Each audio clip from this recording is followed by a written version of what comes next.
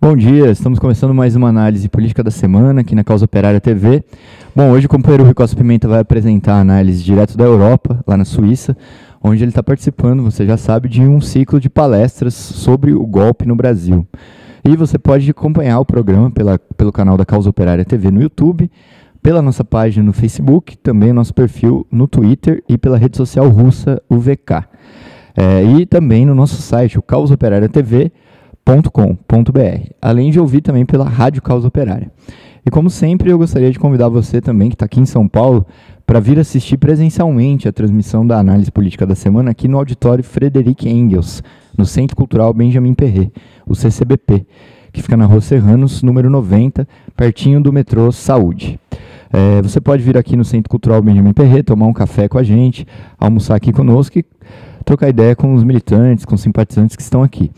Lembrar também que o companheiro Rui, como eu falei, está participando do ciclo de palestras contra o golpe em toda a Europa. Os locais e datas dessas palestras estão disponíveis no site e todas as palestras elas são transmitidas ao vivo pela Causa Operária TV. Os comitês de luta contra o golpe, também lembrando, eles estão publicando milhares de jornais dos comitês, o jornal A Luta contra o Golpe. Hoje vai ser lançada a 3ª edição do jornal, então você não pode deixar de entrar em contato com a gente nos contatos que estão aí na descrição do vídeo para distribuir o jornal. E para fazer também a campanha contra o golpe, nós precisamos de dinheiro. Nós estamos organizando a vaquinha para arrecadar o dinheiro pela liberdade do Lula contra o golpe. A vaquinha está na descrição do vídeo e também você pode se informar no Diário Causa Operária, que é o causaoperaria.org.br. Então você pode contribuir com a gente com o quanto você puder e o quanto você quiser.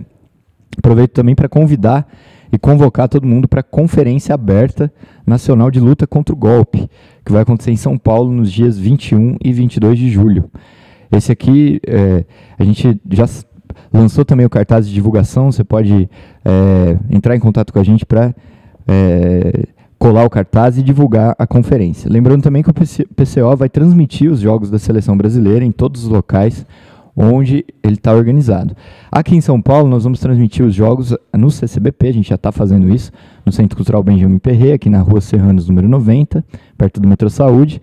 O próximo jogo é na quarta-feira, dia 27, às 15 horas, contra a Sérvia. Então, vem aqui no CCBP assistir com a gente. E, falando nisso, eu aproveito para dizer também que no Rio de Janeiro está sendo inaugurado hoje o CCBP RJ, lá na Lapa. E vai ser inaugurado com o Arraial Liberdade para Lula, que começa hoje às 13 horas e vai até às 10 horas da noite. O endereço é Rua Taylor, 47, lá na Lapa. E também os jogos da seleção também serão transmitidos lá no CCBP do Rio de Janeiro. E você sabe também que a Causa Operária TV está fazendo uma cobertura especial para a Copa do Mundo. O programa Na Zona do Agrião está com edições diárias para debater todas as rodadas do campeonato e hoje, então, na Zona do Agrião vai comentar todas as rodadas dos jogos de hoje. Isso tudo além do programa Na Zona do Agrião regular, que acontece todos os domingos às 8 horas da noite. Então, você não pode perder as edições aí especiais do programa Na Zona do Agrião, com todos os lances, os detalhes da Copa do Mundo. Lembrando que também a gente estreou a camisa vermelha da Seleção Brasileira, para você torcer pela seleção sem ser confundido com os coxinhas. Então, você pode adquirir também entrando em contato no telefone que está na descrição do vídeo. Por fim, eu queria lembrar também que você pode contribuir com a Causa Operária TV no Superchat, também na nossa vaquinha que está na descrição do vídeo, e também fazendo uma assinatura solidária do Diário Causa Operária. É só entrar no site causaoperaria.org.br/assinar e assinar o jornal e contribuir com uma imprensa independente e revolucionária, diariamente acompanhando aí as principais notícias do Brasil e do mundo sob o ponto de vista marxista. Por fim, a gente convida o pessoal a curtir esse vídeo, a compartilhar nas redes sociais, tudo isso ajuda a divulgar o nosso trabalho, e também a se inscrever no nosso canal da Causa Operária TV, e curtir nossa página no Facebook, seguir o nosso perfil no Twitter e contribuir na vaquinha online para transformar a Causa Operária TV numa TV 24 horas por dia, 7 dias por semana. É isso. A gente agora passa a palavra para o companheiro Rui Costa Pimenta em mais uma análise política da semana.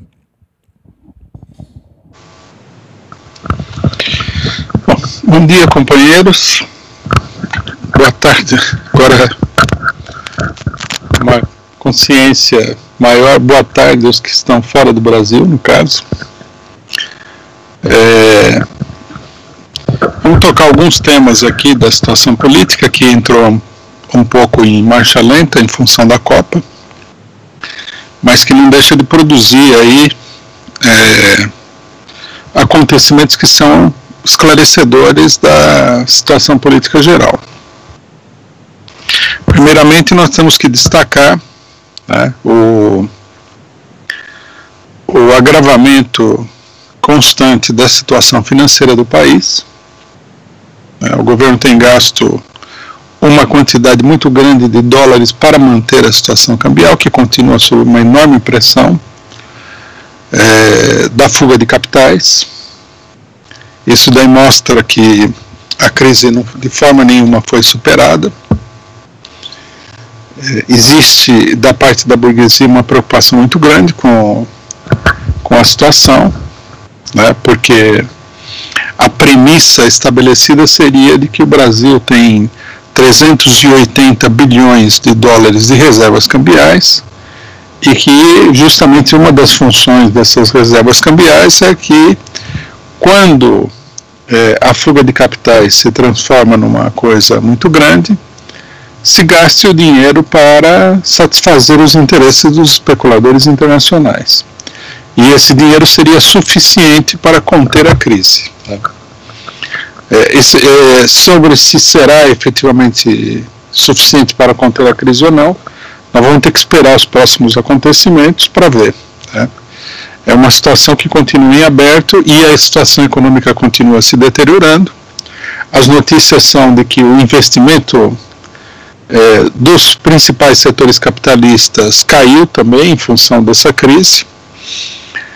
Então nós temos um quadro em que a alta da moeda estrangeira, do dólar, leva a uma tendência inflacionária, porque uma boa parte do material usado na indústria brasileira, principalmente com a globalização, vem do estrangeiro.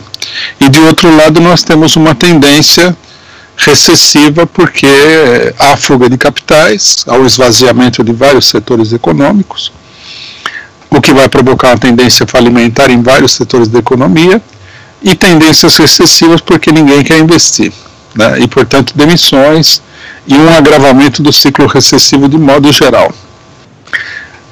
Se uma tendência não neutralizar a outra, né, nós podemos chegar a ter uma situação de recessão com inflação, que seria o cenário mais catastrófico para o atual governo. Mas de qualquer modo mostra que o governo fracassou totalmente. Os capitalistas atribuem esse fracasso à falta de reformas, as chamadas reformas, né, principalmente a reforma da Previdência, mas a realidade não é exatamente essa. O fracasso se dá porque o governo é fraco, né, o governo não tem autoridade, não tem uma verdadeira legitimidade política, e portanto ele tem dificuldade, como nós vimos na greve dos caminhoneiros, de impor determinado tipo de política. Essa é a raiz do fracasso. Por outro lado, né, eu acho que é importante nesse momento a gente destacar esse fato, nós vemos aqui com toda clareza as complicações do bloco que organizou o golpe de Estado de 2016. Né? De um lado, nós temos os verdadeiros representantes do capital estrangeiro, que estão aí expressos no PSDB, e de outro lado nós temos setores do capital nacional que estão associados com esse capital estrangeiro. Os setores que estão associados com o capital estrangeiro controlam boa parte das instituições políticas, e por causa do receio de serem engolidos no processo golpista, né, como a gente viu nas denúncias contra o PSDB, eles travaram também uma parte do processo golpista no Congresso Nacional. De tal forma que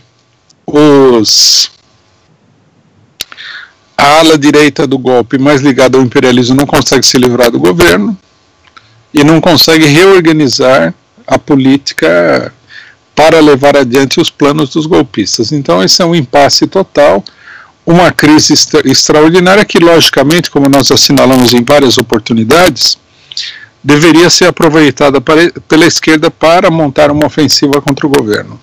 Né? É importantíssimo, eu acho, assinalar que o momento propício para uma ofensiva contra o governo não passou. Né? Lógico, houve momentos ainda mais favoráveis do que o de agora, mas a situação continua favorável e essa é uma das questões chaves que a gente teria que discutir. Uma segunda questão que chamou muita atenção nessa semana aqui foi a declaração do ex-ministro da ditadura, né, Antônio Delfim Neto, dizendo que qualquer que seja a pessoa eleita, ela vai sofrer impeachment logo depois das eleições. Né? É uma declaração, assim, estranha, né? Mas ela está cheia da realidade, ela está conectada com a realidade, porque expressa o fato de que o bloco golpista não conseguiu se organizar para dar um rumo ao país. Expressa também o fato de que o principal candidato das eleições está na cadeia e a sua não participação vai levar a um enfraquecimento do governo. Num certo sentido, o que o Delfim Neto está dizendo é que as eleições, na realidade, não vão servir para nada. O que coloca em pauta, logicamente, o problema da não realização das eleições. Vindo de um representante da classe dominante desse porte, denuncia a crise total em que a questão está colocada. Aqueles que acham que as eleições vão resolver o problema do país têm que prestar atenção nesses sinais, porque os sinais estão indicando que a própria direita não acredita que as eleições vão resolver nenhum problema, nem para ela, que dirá resolver os problemas do país. Bom, um segundo elemento da situação política que a gente deve comentar é o que aconteceu essa semana, né? A gangorra do judiciário. Nós tivemos aí o julgamento de um dos processos da presidenta do PT, Gleisi Hoffmann, no qual ela foi completamente inocentada, né? Aí uma parte da imprensa de esquerda, de maneira otimista demais e ingênua, comemorou efusivamente, né? Já que queriam que pedisse desculpas para Gleisi Hoffmann, essa coisa toda. 2 dias depois, o Barroso, que é um dos principais elementos da ala mais direitista do STF, cancelou o julgamento do pedido de libertação do Lula. Quer dizer, uma no cravo, outra na ferradura, que é a política do STF. Né? A Gleisi tem 3 processos, ela foi inocentada em um, mas vem os outros 2 aí pela frente. Né? Ela foi inocentada no processo mais escandaloso de todos. Então, logicamente, vem o STF, inocenta a Gleisi, e fala, tá vendo? Não é perseguição política, ninguém está contra ela, não tem nada a ver. Uma coisa que a gente deve assinalar aqui, não é também que é apenas uma manobra, porque a Gleisi foi inocentada pela 2ª turma do STF. Se fosse a primeira turma, ela não seria inocentada, tem esse pequeno detalhe também. Quer dizer, a 2ª turma, que é composta por uma maioria de elementos que estão buscando proteger outros setores políticos perseguidos, e que já se declarou a favor do fim da questão da 2ª instância, que é a favor do habeas corpus, do Lula, que é esse negócio todo, e que não tem maioria no STF, foi que deu essa sentença para a Gleisi, né? E eles não são representativos da opinião de fato do STF. A questão do Lula, onde o Barroso travou até o próprio julgamento, mostra que não adianta ficar esperando por milagre, que os milagres não vão acontecer. Né? O STF não é santo milagreiro, não vai resolver o problema, e o pessoal tem que se preparar para resolver o problema de outra maneira, ou seja, através da mobilização popular. Isso daí mantém, né, o quadro geral que nós tínhamos visto no Brasil, mantém toda a situação, e nós tivemos aí, né, desse ponto de vista da situação atual, uma espécie de encerramento da polêmica, pelo menos eu acho que é um encerramento, né, em torno da figura do Ciro Gomes, que declarou com todas as letras, depois de várias declarações ultra-direitistas, golpistas e neoliberais, que o Brasil não aguenta um novo governo de esquerda. Quer dizer, o que ele quer dizer mais precisamente é que o Brasil não aguentaria o governo do Lula. Que ele é contra o governo do Lula. Ele já havia dado declarações nesse sentido, falando que o Lula e o PT dividem o país, né, que é preciso unificar o país. Ele teve um ex-abrupto, aí, uma explosão emocional numa reunião de prefeitos, onde ele falou que precisa colocar ordem nessa baderna, né? Quer dizer, qual que é a baderna? A baderna é o descontrole dos golpistas, precisa reorganizar o golpe e botar a casa em ordem, ter um poder que manda para levar adiante a política econômica. Isso aí desmascarou totalmente a política dele, né? Não tem sentido nenhum apoiar um governo desse, apoiar um candidato como esse. Também não é um candidato que tenha o apoio da burguesia. A burguesia está se articulando em torno da candidatura do Alckmin, que é meio um candidato azarão, mas que na realidade, né, os setores direitistas falam muito claramente, e é verdade, quando chegar o momento da eleição, o Alckmin, juntamente com outros setores que vão apoiá-lo, né, eles vão ter um enorme aparato político para as eleições, vão ser apoiados por toda a imprensa golpista, vão ter bastante horário na televisão, e isso daí tende a desequilibrar o jogo, né? Não sei se será o suficiente para garantir não apenas uma vitória da direita golpista, mas efetivamente condições para que essa direita governe, mas é necessário levar em consideração que é uma alternativa que a burguesia tem nesse momento, né? No momento de crise, no momento de grandes dificuldades. Apareceu uma declaração do presidente do PPS, que é uma sublegenda do PSDB, o Roberto Freire, falando que as opções da direita estão se afunilando em torno de Alckmin e Marina Silva. Eu acho que um pouco é a tentativa de tirar os outros candidatos da jogada, né? Uma declaração que é uma manobra política, mas que efetivamente, aparentemente, o candidato preferencial da direita golpista seria mesmo o Alckmin, né? Que é quem o PPS apoia. Vão tentar formar uma ampla coalizão, né? Vai aparecer uma coalizão da direita com cara de esquerda, que seria capitaneada pelo Ciro Gomes, com o Partido Socialista, que está muito dividido, né? E a candidatura da esquerda, que seria o Lula. O cenário parece estar se definindo, e o Bolsonaro na extrema-direita parece estar se definindo esse cenário. Vamos ver o que acontece exatamente com esse quadro eleitoral. Até agora, os golpistas não se movimentaram para impedir a inscrição da candidatura do Lula. Nós estamos nos aproximando do momento em que isso daí teria que ser feito, porque nós estamos chegando no final de junho, e aí teria 1 mês e meio para inscrever os candidatos, né? Para realizar as convenções, inscrever os candidatos e tudo mais. É nesse intervalo que a direita deveria se movimentar para tentar impedir a inscrição da candidatura do Lula. Essa questão de impedir a candidatura do Lula é muito importante, porque se ele for inscrito, vai ficar muito evidente o golpe de tirá-lo da eleição, né, passando por cima do procedimento normal da eleição.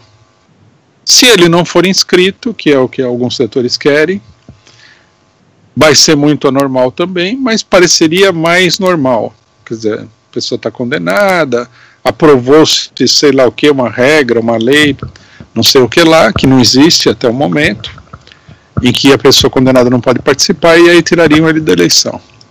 Em todo caso, é tudo muito complexo. Ninguém sabe, na realidade, o que vai dar isso no decorrer do processo eleitoral, né?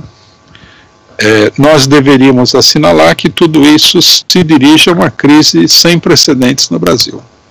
É muito difícil, mesmo com toda a tendência à conciliação que existe no Brasil, que isso passe em brancas nuvens. Até porque, se tudo der certo, o governo que saiu das eleições, para poder se consolidar, né, ele teria que fazer alguma coisa para reverter todo o quadro econômico e social, o que é impossível.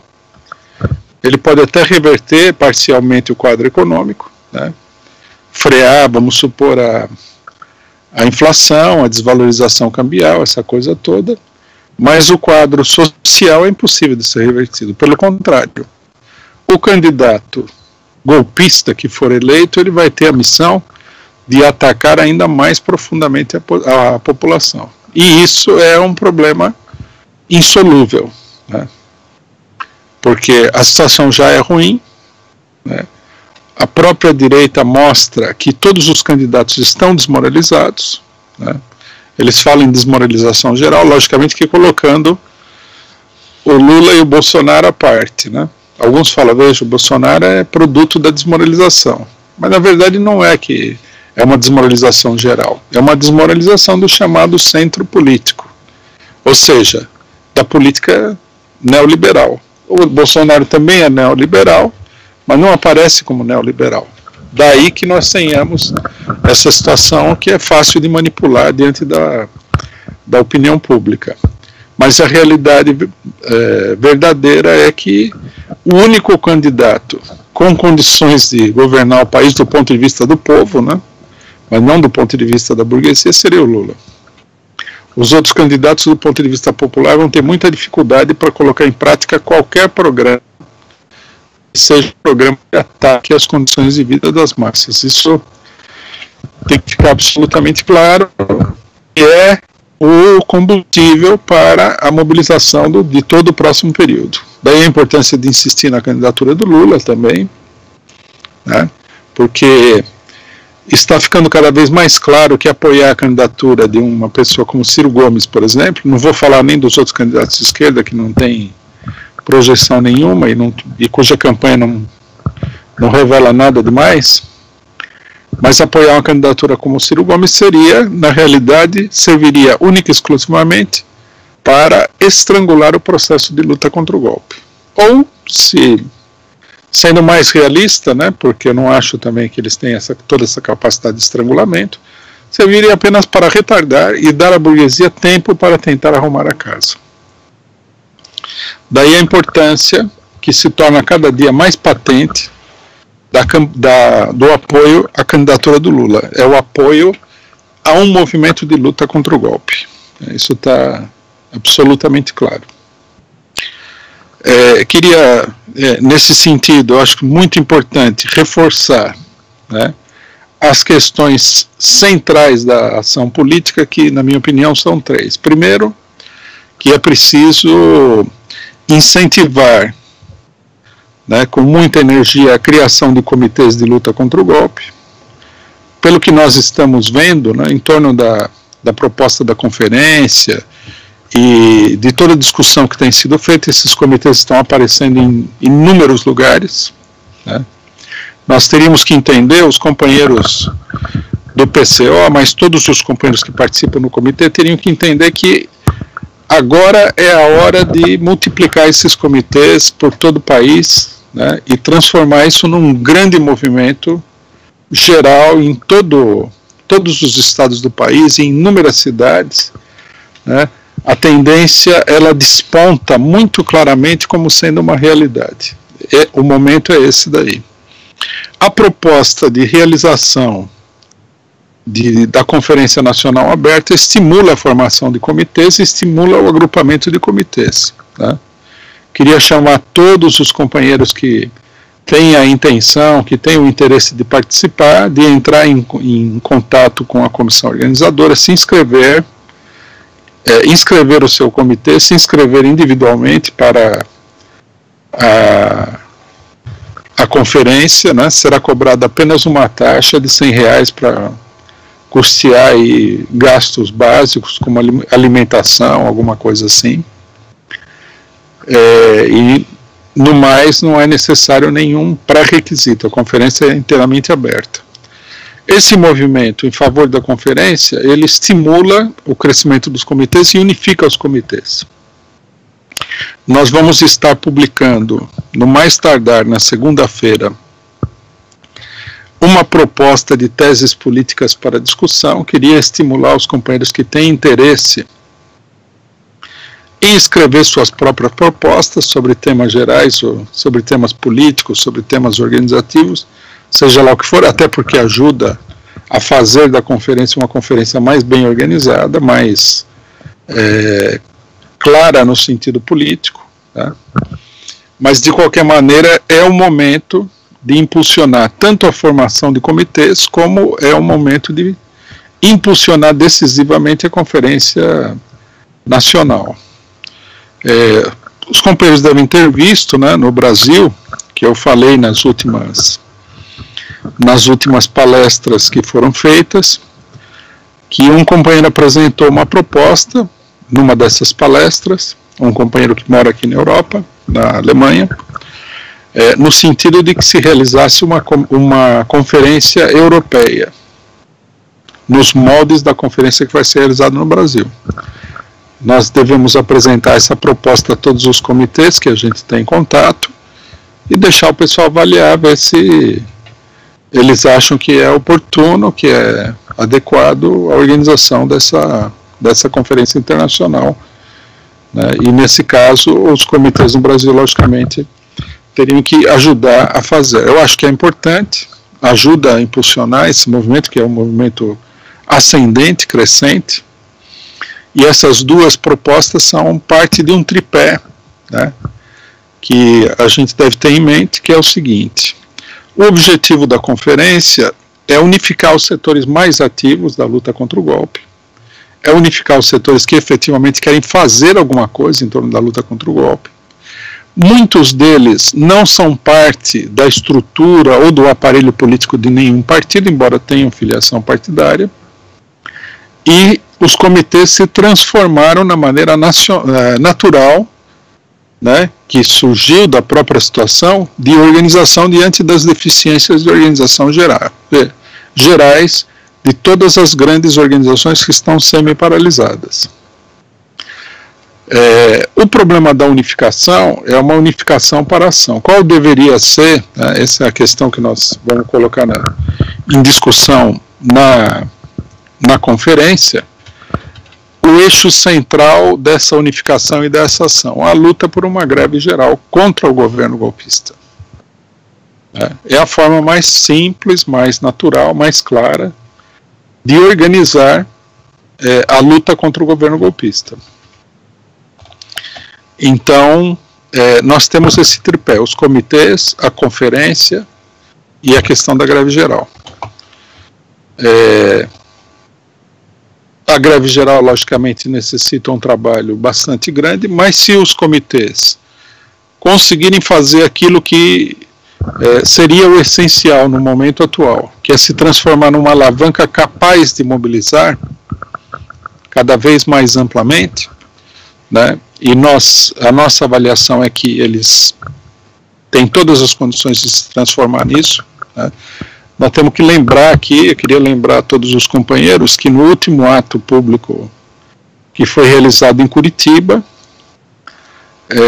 os comitês de luta contra o golpe, juntamente com o PCO, eram responsáveis por certamente 1/3 do ato público lá. Isso significa que esses comitês estão conseguindo o volume necessário para ser uma alavanca de mobilização, que é o nosso objetivo. Né? Se tudo correr bem, se as coisas forem bem feitas e se nós tivermos a capacidade de encaminhar esse processo, nós vamos sair da conferência com uma enorme capacidade de mobilização, o que será uma mudança grande no quadro político. Né? O problema é agregar todas as pessoas que têm condições e interesse de fazer isso daí para que isso aconteça. Né? Então, nesse momento aqui, enquanto a gente vai assistindo a Copa, né? Enquanto o pessoal está vendo os Jogos do Brasil e tudo mais, nós também estamos, nós vamos preparando a conferência, quer dizer, a luta política não tem pausa, ela continua e continua até mesmo na Copa, né? Queria falar algumas palavrinhas sobre a questão da Copa, que é um tema político, né? Muita gente no Brasil entrou na questão da Copa com o preconceito de que a Copa é o seguinte, é pão e circo, né? Embora ninguém saiba exatamente o que significa a expressão pão e circo, a gente já explicou, vamos explicar de novo, né? Essa é a expressão de um pensador romano que era satírico, Petrônio, e falou que naquela época em Roma tudo era pão e circo, quer dizer, o pessoal, ele se referia aos ricos e tudo mais, eles só queriam saber de se divertir e comer bem e ter uma vida folgada. Esse que era o pão e circo. Depois, não sei direito por que motivos, a coisa se transformou da seguinte maneira: você tem que dar pão e circo para o povo, mas ele não estava se referindo ao povo em geral, né? Então o pessoal fala pão e circo. Na realidade não tem nada a ver, né? A Copa não está cumprindo absolutamente esse papel. E as pessoas entraram com essa ideia preconcebida e isso daí é um erro, né? Porque a esquerda deveria ter entrado na Copa com o olho na politização dos acontecimentos. Quer dizer, você tem uma Copa. No Brasil tem esquerda e tem direita, tem burguesia, tem classe operária, tem contradições ideológicas. Quem tiver maior capacidade de mobilização vai dar um determinado conteúdo, vai procurar usar ou neutralizar determinadas coisas em favor da sua política. Falar que a Copa é pão e circo e falar que ninguém deve se interessar pela Copa é deixar o terreno vazio aí para ser ocupado pela direita, que inclusive, muito visivelmente, vamos falar disso também, é contra, né, o Brasil na Copa. Tem esse detalhe. Então, a esquerda entrou com o pé errado, né, nesse bonde, está totalmente perdida, mais uma vez, não sabe o que faz, não é toda a esquerda, porque, por exemplo, o Lula, mesmo da cadeia, decidiu realizar uma iniciativa no sentido de comentar a Copa, que mostra que ele é muito consciente do problema, que é uma coisa muito popular, e, logicamente, que é uma oportunidade para ele debaixo de toda essa repressão que ele vem sofrendo, se manifestar, se apresentar, aparecer, falar com as pessoas, que é exatamente o que se deveria fazer na Copa. Logicamente que para fazer isso, você não pode ir para a Copa e torcer pela vitória do time da Alemanha, que é absurdo, porque o povo brasileiro, na sua esmagadora maioria, tem expectativa de que o Brasil seja vitorioso, né? Nós já explicamos também os motivos disso daí, mas, primeiramente, é uma ideia absurda, a ideia de que a Copa deve ser condenada, evitada e não se deveria participar de jeito nenhum, deveria haver uma espécie de boicote da esquerda à Copa. Depois que nós fizemos uma colocação sobre o problema do futebol, antes de falar sobre isso, né, para nós termos uma ideia do problema, do fator político da Copa. Nós estamos aqui na Suíça, fazendo essa análise de Zurique, né? Ontem a Suíça ganhou da Sérvia, nós estávamos em trânsito, né, e a gente viu a festa em todos os lugares, o povo gritando, falando alto, até parecia que tinha acontecido alguma coisa estranha, porque o povo aqui não é tão assim, né? Carros buzinando na rua, essa coisa toda. Bom, enquanto o povo estava nessa festa, né, Suíça ganhou da Sérvia, etc. e tal, transpareceu no meio do jogo, durante o jogo, depois do jogo e antes do jogo, na imprensa local e um pouquinho na imprensa brasileira, mas menos, o caráter ideológico do jogo Suíça e Sérvia, né, que ninguém perdeu a oportunidade de mostrar. A Suíça conta com jogadores albaneses do Kosovo, que são naturalizados suíços, e o Kosovo é inimigo da Sérvia, né? E a Sérvia é um aliado da Rússia. A Sérvia, aqui, né, tudo bem, eu acho que é o caso de explicar um pouquinho, porque muita gente não entende que é um problema político muito complexo. A Sérvia é o que restou da antiga Iugoslávia, que foi implodida pela ação do imperialismo, né? No final da década de 1970, os bancos, principalmente norte-americanos, que detinham a dívida da Sérvia, exigiram que se fizesse um plebiscito em cada um dos países componentes da Iugoslávia, que detinha a dívida da Iugoslávia, de todas as partes componentes da Iugoslávia, exigiram que se fizesse um plebiscito em vários lugares para definir se mantinham ou não a unidade do país, né? E em alguns lugares foi aprovada a separação, a Croácia, e a Iugoslávia desapareceu do mapa, ficando a Sérvia como principal, que sempre foi, né, componente da antiga confederação de países eslavos. Na sequência, a Sérvia foi atacada inúmeras vezes pelo imperialismo. Num primeiro momento, houve a guerra entre a Sérvia e a Bósnia, onde os dirigentes da Sérvia, quer dizer, homens do antigo aparato repressivo da antiga Iugoslávia, depois da morte do Tito, eles se envolveram numa operação imperialista contra a população islâmica da Bósnia. Por quê? Porque havia sempre a grande preocupação, existe até hoje essa preocupação, de que a Bósnia acabaria se transformando num enclave muçulmano dentro da Europa, né? Hoje, recentemente eu vi, por exemplo, uma discussão na Inglaterra, onde os ingleses falavam que muita gente pensava que a Inglaterra, e principalmente Londres, estava perdida para os muçulmanos, devido ao crescimento da população muçulmana.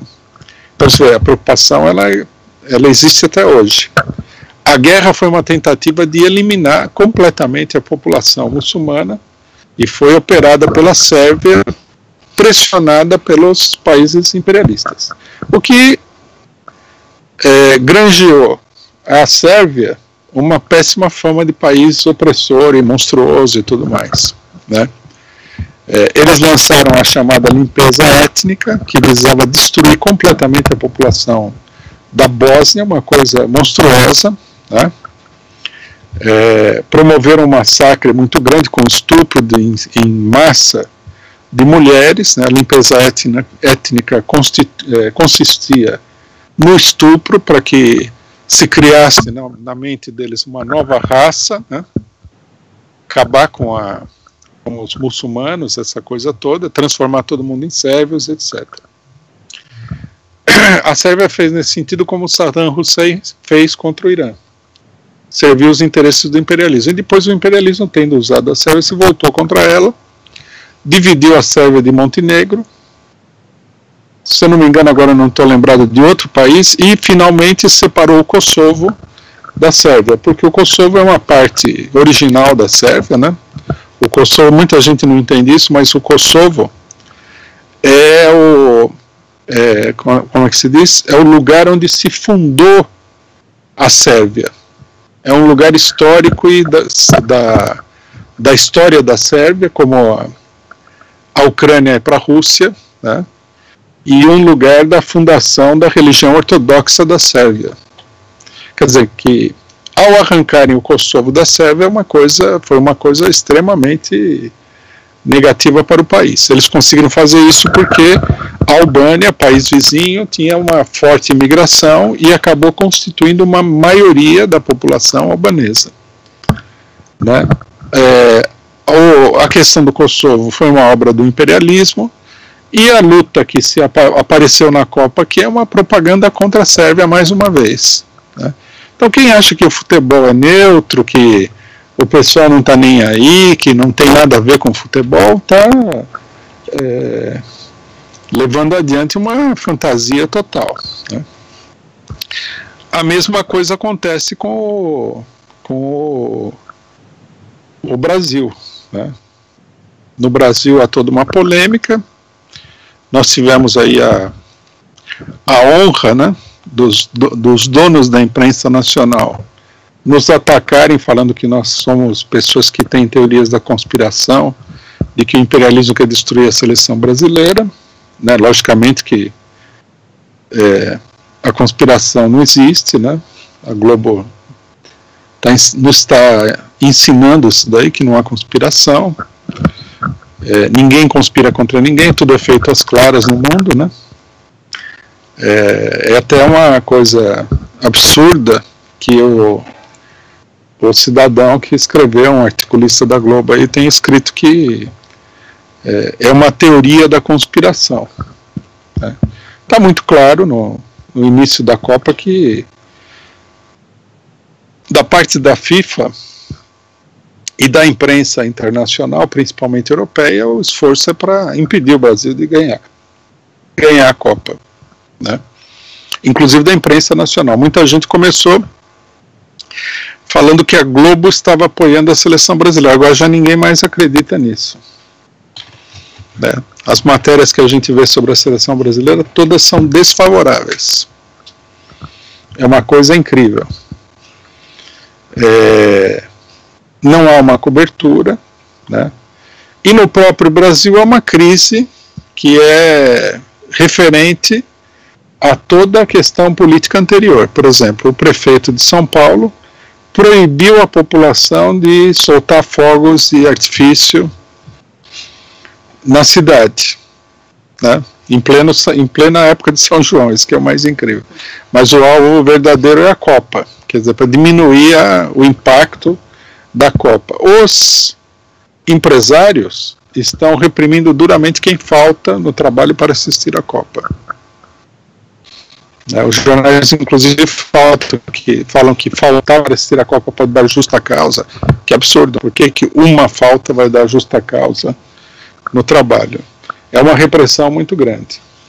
Eu ouvi falar que em alguns lugares, né, o que parece contraditório, mas não é, os empresários, principalmente no que diz respeito a atendentes de lojas, estão obrigando o pessoal, principalmente as moças, a irem com a camisa da seleção brasileira. Que você não pode faltar o trabalho para assistir o jogo, mas você tem que trabalhar com a camisa da seleção brasileira, que é para fortalecer a ideia de que a camisa da seleção brasileira é identificada com o movimento contra Dilma. No Brasil também, outra coisa que a esquerda é totalmente incompetente e não aproveita o fato. A venda de camisas azuis da seleção brasileira, ela quadruplicou, acho que decuplicou durante essa Copa. O que mostra na prática o repúdio visceral ao golpe de Estado de 2016. Né? Tem muito mais gente comprando camiseta azul do que a camiseta amarela. E quem tem contato com a esquerda, né, gente que tem contato conosco, por exemplo, estão comprando aos montes aí a camisa vermelha da seleção brasileira. Quer dizer, a Copa, no final das contas, é um terreno de luta política em todos os aspectos possíveis e imagináveis. Né? A imprensa brasileira defende a arbitragem totalmente parcial contra o Brasil. O Globo fala que o PCO está vendo teoria da conspiração, quando fala que a seleção brasileira está sendo sabotada. Os jogadores reclamam, o Neymar, que é o melhor jogador da Copa do Mundo em campo, é atacado pela imprensa brasileira como se ele fosse inimigo número 1, inimigo público número 1 no Brasil. Quer dizer, não há como escapar da luta política e a Copa não conseguiu escapar. Só fica aí o detalhe de que uma boa parte da esquerda, desorientada para variar, né, perde a oportunidade de lançar uma campanha enorme durante a Copa, como também perder a oportunidade, numa certa medida, de lançar uma campanha durante o Carnaval. Mas o povo finalmente age, compra a camisa azul, defende a seleção, critica a arbitragem e tal, como no Carnaval também, milhares e milhares de pessoas, né, gritavam a favor do Lula, gritavam a favor do PT, contra o golpe e tudo mais. Então, quer dizer, eu acho que essa Copa aqui, ela está derrubando totalmente a ideia de que a Copa é uma coisa para você anestesiar a população, né? Tudo pode ser um anestésico, até a política, desde que você não atue de uma determinada maneira para transformar aquilo num processo de politização. É isso que está sendo mostrado pela Copa. Nós temos que intensificar esse debate, muito, né? Nós do PCO nós estamos fazendo um programa diário sobre a Copa, não está tendo muita discussão, nós temos que aumentar a discussão no nosso jornal, tem que levar adiante. A Copa, ao contrário de ser um anestésico do povo, ela está se mostrando, nesse momento, que ela é um instrumento de politização, de mobilização das opiniões dentro do Brasil, e nós temos que estar disputando com a direita. A direita é contra a Copa, na sua maioria. Eles mal conseguem esconder isso daí. Os jornais golpistas são contra a vitória da seleção brasileira, já fizeram a campanha do não vai ter Copa na época da Dilma.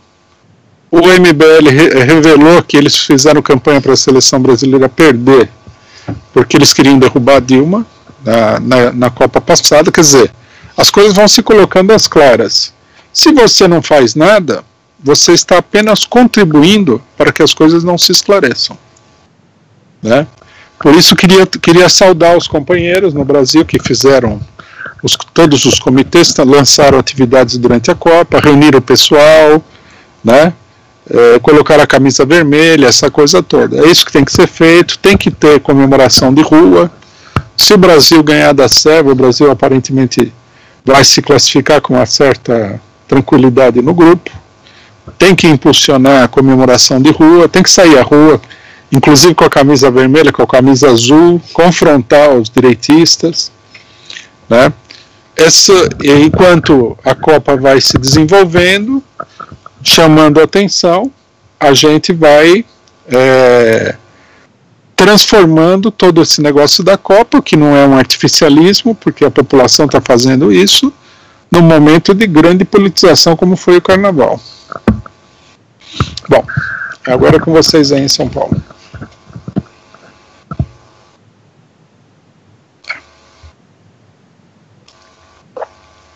Bom, lembrando que a gente vai abrir para as perguntas da internet e também para as perguntas aqui do Auditório Frederic Engels. Quem quiser fazer pergunta aqui do auditório é só se inscrever aqui comigo e fazer pergunta na câmera, em frente à câmera aqui para a gente começar.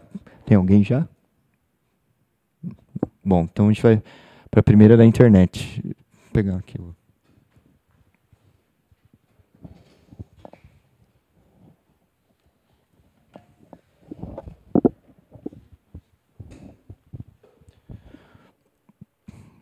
A gente vai fazer a primeira pergunta da internet.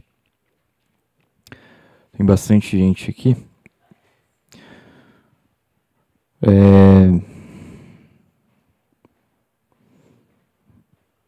Bom, tem um comentário aqui. Tem um comentário aqui que é o seguinte.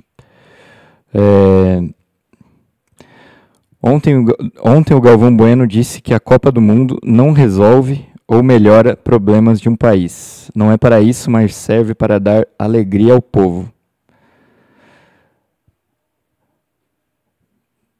E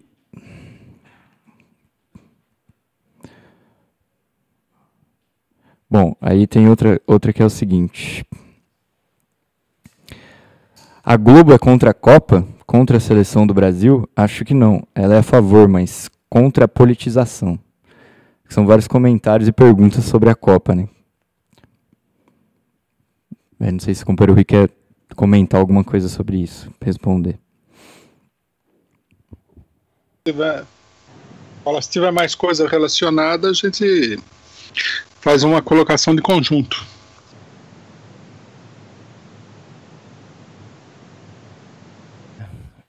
Eu queria colocar, que você colocou o problema da Copa está toda relacionada com a questão política. E aí eu acho que entra também na questão da geopolítica, né? Porque a gente que está acompanhando a Copa, e essa manipulação, inclusive, deles inserirem agora, né, nessa Copa, no meio da Copa, a questão do VAR, que é aquele árbitro virtual, que até agora só favoreceu os times europeus, até porque a arbitragem da Copa está sendo chefiada pelo chefe da UEFA, né? E aí, até no nosso programa, o Zona do Agrião, surgiu uma discussão de que a tendência toda da Copa está sendo voltada para que a França ganhe a Copa. Então, eu queria relacionar a discussão da Copa, porque em 2014 a gente não conseguiu pegar na hora, mas no final da Copa de 2014 a gente percebeu que a Copa estava voltada para a Alemanha ganhar, até por causa da crise que tinha se estabelecido na Alemanha em 2014. E agora nós estamos vendo esse processo também da geopolítica internacional, da França, com Macron, toda essa política de, através da França, colocar a Europa aí embaixo da bota dos Estados Unidos, né? Do imperialismo americano. Queria saber se, até relacionar a discussão da Copa com a geopolítica, e tudo indica que é isso mesmo, que a gente assistiu o jogo da França, um time horrível. Eles fazem muita propaganda em cima desse menino, que acho que tem 19 anos, que joga com o Neymar, que chama Mbappé. É o único jogador que joga bola nesse time, mas também é muito inferior, inclusive, a muitos jogadores brasileiros. E os jogos da França foram ganhos pelo VAR, não foram ganhos pelo time da França, né? Teve acho que duas oportunidades que o VAR entrou em campo para fazer o gol da França. Então, aí também teve um jogo anterior ao jogo da França, que era a Austrália e, se eu não me engano, Dinamarca. A Dinamarca estava ganhando e a Dinamarca ia ficar já ia puxar 6 pontos no grupo da França. E aí o VAR entrou para fazer o gol da Austrália, num gol também de pênalti, o VAR marcou o pênalti. E aí a Austrália empatou o jogo com a Dinamarca e a França depois ganhou com o VAR no jogo seguinte e ficou na frente. Então, quer dizer, tudo está indicando que o esquema está montado para a França, né? A propaganda, inclusive, da imprensa brasileira fala que o time da França é espetacular, que tem esse Mbappé, enquanto que a imprensa faz toda essa campanha contra a seleção brasileira, contra o Neymar. Parece assim que eles querem que o Neymar seja cortado da seleção. Então, eu queria que você fizesse aí uma análise, já que você está aí na Europa, se tem uma movimentação na Europa em torno da França para a geopolítica internacional, né?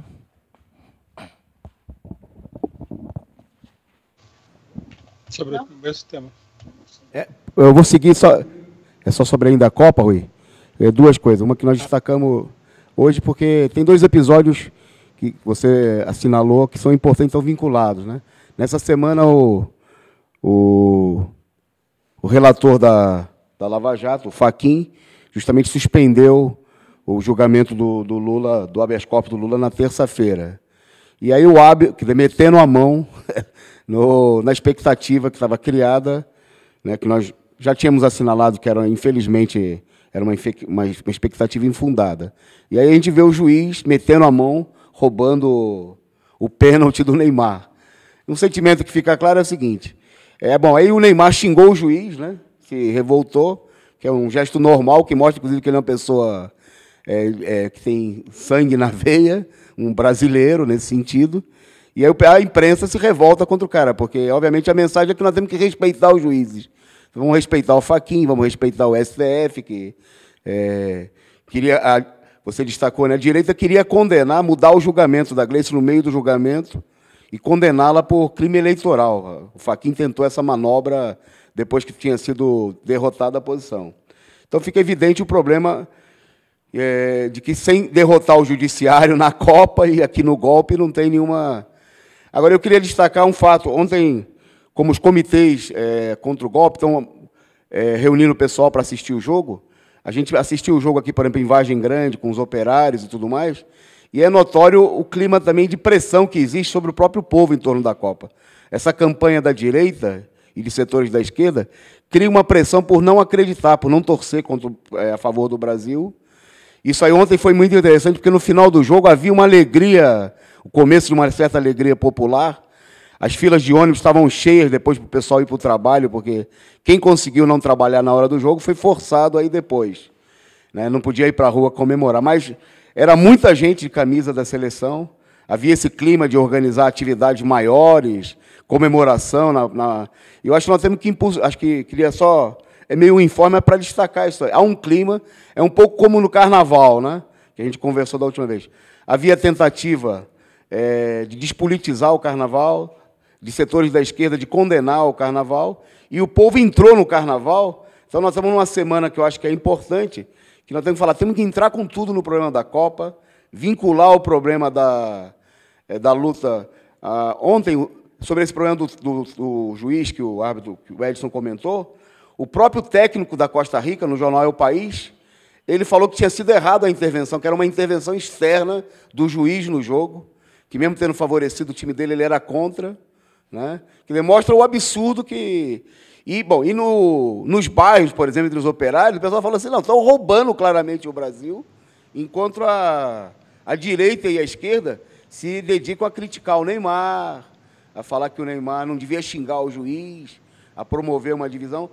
Há um clima, estou colocando esse detalhe, para que a politização que você se referiu, que é um aspecto fundamental, ela está se processando, né, ainda de maneira dispersa, confusa, mas eu acho que o elemento fundamental é que há um clima para que, nessa semana, aqui vai se ter uma mobilização muito grande em torno da classificação do Brasil, e que a esquerda tem que jogar pesado nisso, vinculando, como nós estamos procurando fazer, né, a luta em defesa da própria torcida pela seleção, com o problema do golpe, né, que, tanto como um caso como no outro, não vai dar para ganhar a Copa, e nem para libertar o Lula sem enfrentar o roubo da ditadura do judiciário que tem aqui no Brasil, e a gente está vendo aí também na Copa do Mundo.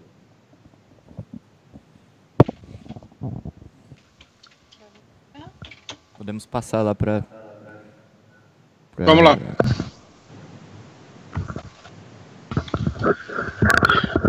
Só uma pergunta que tem aqui do pessoal. A postura da direita golpista não seria, por ela se dar na Rússia, efetivamente um boicote ao, entre aspas, inimigo do tio Sam? Bom, nós temos vários ângulos aqui, né? Vamos procurar expor as questões todas. Primeiramente, a questão da imprensa brasileira. É um pouco uma ingenuidade acreditar que a imprensa brasileira é a favor do Brasil no futebol mundial. É uma simples questão, sem falar na questão política, é uma simples questão econômica. As grandes empresas que lucram com o futebol mundial, elas estão na Europa, majoritariamente, e secundariamente nos Estados Unidos. O Brasil não tem nada a ver com isso. O Brasil é um país que joga futebol. por exemplo, o fato de que a Itália tenha ficado fora da Copa, que expressa a crise política e econômica italiana, levou, né, empresários italianos a dizer que eles haviam perdido centenas de milhões de dólares com a ausência da Itália na Copa, em todos os sentidos. Bom, logicamente que se esses interesses são tão poderosos, né, eles têm uma grande influência na imprensa mundial. A imprensa brasileira não é que ela é contra o futebol brasileiro na Copa, ela é contra o futebol brasileiro em geral. Se você tiver a paciência, tiver a força de vontade de escutar a imprensa brasileira o tempo todo falando de futebol, é só elogios para o futebol europeu. Eles só não elogiam o futebol norte-americano porque é uma porcaria, porque senão eles elogiariam também, né? O da França, conforme o Edson falou, aí dá para enganar, né? Porque a França já foi campeã mundial, então, embora o time seja ruim, os comentaristas começam a falar que é muito bom, é muito bom, é muito bom, e aí cresce a questão. Por exemplo, se no Brasil, né, que tem uma torcida de futebol imensa, clubes como os clubes italianos, os clubes espanhóis, franceses e até alemães conseguisse abocanhar uma parte dessa torcida, o que eu acho que eles têm conseguido de uma certa forma, isso daí seria um lucro imenso para eles. Por que eles seriam favoráveis ao futebol brasileiro? E por que a imprensa brasileira seria favorável ao futebol brasileiro? Estão servindo qual objetivo exatamente, né? Na realidade, no final das contas, todos esses setores econômicos só têm a ganhar com a vitória dos times europeus, principalmente Itália, França, Espanha e Alemanha, principalmente esses, porque também a vitória de um país menor aí também não compensa muito, né? Vamos supor que a Suíça ganhasse a Copa. Em termos econômicos, europeus não é muito significativo. Nenhuma empresa vai ter um lucro enorme porque a Suíça ganhou a Copa. Mas de conjunto, não há dúvida nenhuma que é um problema de mercado e eles favorecem esse mercado, né? Sendo conspirativo, como falou o Globo, né? Porque ser conspirativo significa o seguinte, que você não vai pela aparência das coisas. Você procura entender o que é que está por trás. E o que está por trás do futebol é, primeiro, uma luta econômica gigantesca, são bilhões de dólares de venda de material esportivo e tudo mais. O futebol é o esporte número 1 do mundo nesse sentido, não é pouca coisa. A final da Copa do Mundo, por exemplo, só para a gente ter uma ideia, é o maior espetáculo televisivo da face da Terra, com mais de 1 bilhão de pessoas assistindo. Esse ano aqui eu acho que isso daí vai chegar na casa dos 3 bilhões, dependendo de quem esteja na final, né? Então, é um grande negócio, ninguém vai deixar isso daí na mão de uns pobres coitados que nem nós brasileiros aí, só porque a gente joga melhor do que os outros países. É bobagem pensar isso aí. E o comentarista de futebol, que não é diretamente obedece aos seus patrões que estão aí com interesses econômicos, é influenciado também. Né? Você vê que as críticas ao Neymar são enormes. Qualquer pessoa que entende um pouquinho de futebol sabe que o Neymar é o melhor jogador de futebol da Copa. Né? Eu vi até alguns comentários, aí o pessoal tem até medo de elogiar o Neymar. O Neymar que ele tá virando uma pessoa maldita, né? Psicótico e mau caráter, disse Paulo Henrique Amorim. E o Paulo Henrique Amorim, que é de esquerda, falou que ele é psicótico e mau caráter. O que significa isso daí? O que esse rapaz fez de tão grave que ele precisa ser tão crucificado assim? Chama até a atenção, né? E os outros são todos, logicamente, que pessoas maravilhosas, né? Não tem nenhum jogador de futebol europeu que faz loucura aí, né? Só o Neymar. Bom, enfim, são grandes interesses econômicos. A gente tem que deixar de falar que a imprensa brasileira apoia o futebol brasileiro. É mentira. O interesse que eles têm no futebol brasileiro são esses clubes que vendem os jogadores, que é a parte mais pobre, mais miserável do grande negócio do futebol. O clube brasileiro aí revela jogadores, manda para o exterior. O Brasil virou, nesse sentido, pela pressão do capital internacional, uma fábrica de exportação de jogadores, como o resto do país serve para isso. Nós estamos aqui para servir, deveria ser o lema do Brasil, né? Nós estamos aqui para agradar o mundo, e a gente não leva nada em troca. Então esse negócio de que a imprensa brasileira apoia o futebol brasileiro é bobagem. O que acontece, e aí a gente precisaria ser um pouco mais agudo, é que a pessoa não pode sair, como fez o Paulo Henrique Amorim, né, um grande jornal, e falar: o Neymar é psicótico e a seleção brasileira é uma porcaria, porque ele vai perder os leitores. Ele tem que manobrar. Mas qualquer pessoa que esteja acostumada a ler os jornais pode ver que, assim, de uma maneira discreta, o ataque contra o Brasil é muito grande. O Estadão ontem, por exemplo, publicou uma matéria que falava que o Gilmar era resmungão, birrento, não sei o que lá, de um jornal inglês. Por que o Estadão publicou essa matéria? Para ele não falar diretamente que ele acha que o Neymar é uma porcaria, porque ele vai se indispor com o leitor brasileiro. Então ele dá opinião abalizada dos ingleses, né? E assim tá cheio, o jornal tá cheio de insinuações, críticas, de uma no cravo e outra na ferradura. O pessoal tem que ser um pouquinho mais, prestar um pouco mais de atenção no que está acontecendo, não se deixar levar. Né? No Brasil, volta e meia, o pessoal se deixa levar pela Globo. Não é só o direitista e o coxinha. A Globo é uma malandragem institucionalizada, eles não são bobos. Eles sabem manipular até a esquerda. Né? Já pegaram o setor, já manipularam os setores de feministas, LGBTs, de gente que luta contra o racismo. Eles estão sempre numa jogada para enganar todo mundo. Então tem que prestar atenção nisso daí, porque o futebol não é pouca coisa não, o futebol é bilhões, né? É uma grande indústria, um grande fenômeno econômico, de grandes proporções. Né? Primeiramente essa questão. Segunda coisa, agora que a Copa começou, está visível qual é a preocupação política no Brasil com relação à Copa.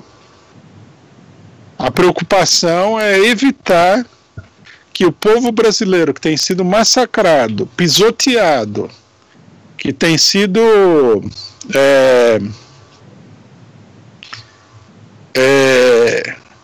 humilhado pelo golpe, levante a cabeça. Essa é a preocupação dos golpistas.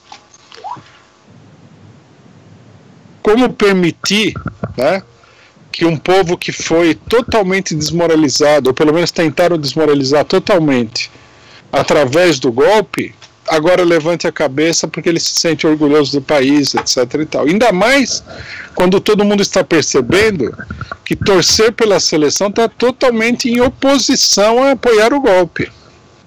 Como a gente vê no negócio na crise das camisetas, que está cheio de gente de camiseta vermelha, os outros de camiseta azul.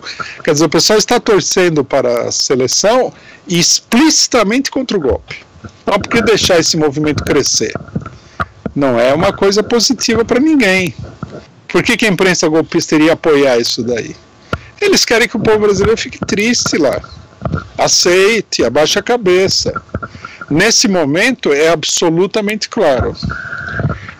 Com relação, e eu concordo, nós temos que fazer o contrário, levantar, tirar o pessoal da defensiva, toda hora é a mesma coisa. A imprensa e a esquerda completamente aloprada se colocam contra a população aí em nome de preconceitos absurdos. Eu acho que nós temos, inclusive eu proponho os companheiros aí no Brasil que puxem as manifestações. Se o Brasil ganhar da Sérvia na próxima partida, sair à rua com bandeira, tudo. É isso que tem que fazer, tem que puxar o entusiasmo popular. Isso é favorável ao Brasil. Tá? É isso que nós temos que ver. Bom, sobre a questão do VAR, nem duvidar, né? Aí é uma coincidência interessante, até para ser explorada politicamente. São os juízes no Brasil e os juízes na Copa, é tudo juiz, né? É para o brasileiro nunca mais confiar em nenhum juiz. Falou que é juiz, já a pessoa fica horrorizada. Bom, o fato de que o setor de arbitragem está na mão da UEFA é até um descaramento, né? É até descaramento. Porque é lógico que está tendo uma manipulação da Copa através da arbitragem. Se o pessoal não quer acreditar nisso daí, tem que ficar mais esperto, porque ninguém está aí para ser honesto, na realidade, quando se trata de grandes quantias de dinheiro. O pessoal está... Bom, tem aí esse preconceito coxinha, né, de que o brasileiro é corrupto, mas o estrangeiro é honesto. O estrangeiro é honesto nada. O brasileiro, a verdade é que o brasileiro é ingênuo e o estrangeiro é um malandrão, acostumado a roubar todo mundo. Essa que é a verdade. Então tem que ficar mais esperto nisso daí. A questão da França, eu acho que sim, que é bem natural que estejam trabalhando para conseguir a vitória da França. Por quê? Primeiro que a Itália ficou fora da Copa. Tá? Primeiro, os 3 grandes países onde repousam os interesses econômicos, os 4, onde os interesses econômicos são mais importantes são Alemanha, Itália, França e Espanha. É onde estão os clubes mais importantes, que ganham mais dinheiro. O Real Madrid o pessoal diz que o Real Madrid tem quase 100 milhões de torcedores em todo o mundo, uma coisa assim. Seria o clube com a maior torcida internacional. E isso significa, né, que cada vez que o Real Madrid ganha um título, eles vendem, não sei quem vende aí, né, em conjunto com o Real Madrid, não sei se é a Nike, não sei se é outra empresa, vende aí 100 milhões de camisetas e outras coisas. Aumenta a venda de equipamento esportivo e tudo mais. Bom, a Itália está fora da Copa. A crise interna na Itália é muito grande e não conseguiram nem se classificar. A Alemanha, o time alemão está numa crise muito grande, já até está perigando não se classificar para a próxima etapa da Copa. Bom, dos mais importantes sobrou a França, é aí que vão ser concentrados os esforços. E vamos falar outra coisa que também ninguém fala: o time favorito para ganhar a Copa é o Brasil. Os outros, todos estão em segundo plano. Por isso que tem que ter uma guerra contra o Brasil. Se for para a França ganhar, para o mercado europeu que está lá embaixo se levantar com material esportivo e tudo mais, tem que atacar o Brasil. Uma coisa óbvia, lógica. Né? O jogo político, econômico na Copa é muito grande. Isso a gente tem que entender muito bem. Né? Você vê que uma coisa que muita gente não entende sobre futebol, né? Se a gente for ver a Copa do Mundo foi uma criação conjunta dos brasileiros e europeus. Os outros países do mundo não tiveram nada a ver com isso. Né? A primeira Copa do Mundo só jogaram times sul-americanos, especificamente, não brasileiros, sul-americanos e europeus. Em várias Copas foi assim. Os times sul-americanos, eles têm 9 Copas das 20 que foram realizadas, quase metade. Né? E vejo que a Europa é bem maior, bem mais rica, bem mais poderosa. Quer dizer, a pátria do futebol é a América do Sul. A Argentina tem 2 campeonatos, o Uruguai tem 2 campeonatos e o Brasil tem 5. São 9. E os europeus têm 11. Né? E muitos desses 11 campeonatos eles ganharam atropelando os direitos dos países sul-americanos. Nunca nenhum país de nenhum outro continente nunca ganhou uma Copa do Mundo. O Brasil ganhou 5 das 20, quer dizer, 1/4. e teve na final, acho que quase metade das Copas. Então é uma coisa óbvia, né? A disputa que tem aí. Né? A disputa é entre os grandes países europeus e os coitados, esfarrapados latino-americanos, sul-americanos somos nós. E lógico que é uma disputa muito dura, muito desigual. E os sul-americanos, eles só tiveram que ganhar metade das Copas porque o futebol sul-americano é muito superior ao dos outros. Não estou falando só do Brasil, estou falando de toda a América do Sul. Tem que levar isso aí em consideração. Acho que a gente tem que tirar o povo da defensiva, né?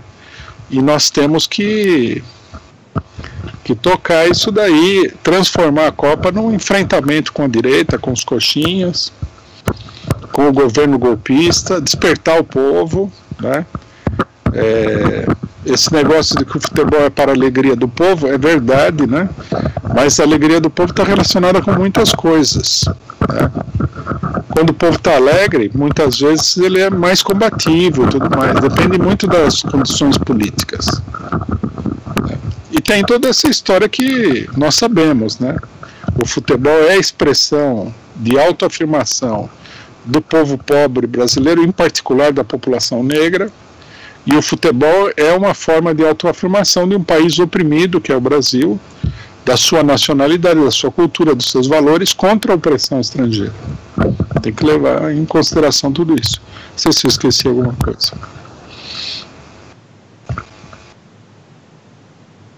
Bom, a próxima pergunta aqui da internet pede para você comentar a decisão do Fachin, que... Bom, antes deixa eu falar aqui sobre um superchat que mandaram, agradecer o Fernandes da Silva Filho, que diz o seguinte: CR7 não serve nem para limpar a chuteira do Neymar. Aí, o outro superchat é a pergunta, do Marcelo. Ele pergunta o seguinte: como fica a situação do Lula com a decisão do Fachin, que não aceitou o pedido da defesa, que seria o julgamento no dia 26, né? Aí é fácil. Fica cada vez mais claro que por aí não vai acontecer nada. Né? Que existe todo um jogo de cartas marcadas, que o pessoal não vai dar moleza, não vai abrir para que o Lula consiga, por meios judiciais, escapar da situação. Precisa brigar.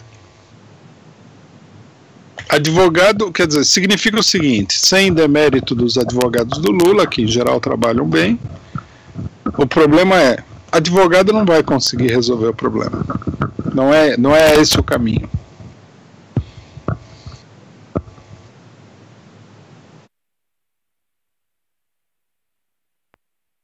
Bom, tem só mais uma pergunta que tem a ver com a Copa, mas tem a ver com o Lula também. A Elizabeth Noviela pergunta o que você tem achado dos comentários da Copa feitos pelo Lula. Eu não vi esses comentários. Ele fez agora a primeira vez, depois do jogo do... Eu não vi, não tive a oportunidade de ver. Vou ver, que é interessante. No meio da correria aqui, é difícil de ver tudo. Bom, tem mais uma aqui que é sobre a Copa e sobre o imperialismo, que a pessoa pergunta o seguinte: que não foi só a Itália que ficou fora da Copa, os Estados Unidos, a Holanda e a China também. Aí a pessoa pergunta, o que isso tem a ver? Porque já surgiram outras perguntas, aproveitando para emendar, no programa Zona do Agrião, até no Reunião de Pauta, que a pessoa pergunta, mas se o imperialismo está manipulando a situação, por que os Estados Unidos ficaram fora? Por que a Alemanha perdeu do México, etc e tal? Então, acho que a pergunta ela vai nesse sentido aqui. Bom, primeiro que toda manipulação, ela tem os seus limites, né? Senão não seria manipulação. A pessoa seria um Deus que faz o que quer. Esse aí não é possível, não existe isso. A pessoa faz aquilo que é possível de fazer. Quando a gente diz que é uma conspiração, que é manipulação, não quer dizer que eles vão ser sempre 100% bem-sucedidos, senão a única alternativa seria a gente se matar e mandar enterrar, não tem o que fazer. Então, por exemplo, o futebol dos Estados Unidos é fraco. Eu não sei o que aconteceu nas eliminatórias ali. O que eu sei é que o time do México é infinitamente superior. Então, precisaria analisar concretamente por que os Estados Unidos ficou fora. Por que a Itália ficou fora? Porque a Itália é fácil de entender. A Itália atravessa uma das suas maiores crises nacionais. Isso normalmente afeta o futebol, porque o futebol italiano é uma empresa.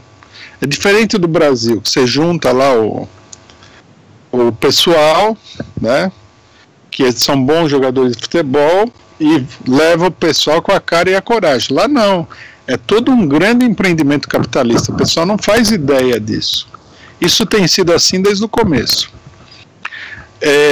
Por que a Alemanha perdeu do México? A Alemanha está numa crise também. O país também está numa crise. E a seleção alemã entrou em crise. Essa seleção alemã, inclusive, ela foi levada lá com um grande aparato no Brasil para ser campeã mundial. Senão ela nunca seria campeã mundial. O pessoal não tem proporção, não tem visão da realidade. Né? É muito dinheiro para fazer um povo desse aí ser campeão mundial. O Brasil já foi campeão, já se destacou na Copa com o jogador do Brasil jogando descalço. Porque o Brasil é assim, o negócio é desorganizado, é uma bagunça política, é uma bagunça organizativa, né? Todas as Copas foram assim. Quando o Brasil, muita gente não sabe.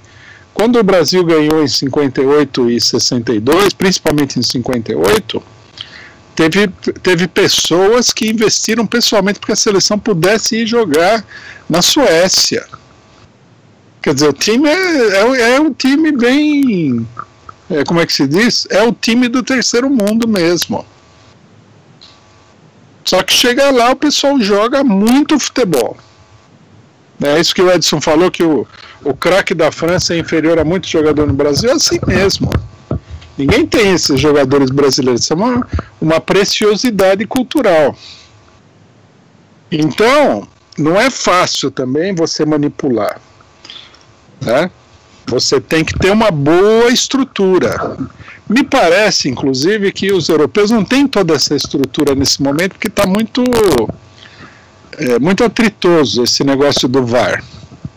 Você ganhar a Copa roubando com vídeo eletrônico é feio, é muito escandaloso.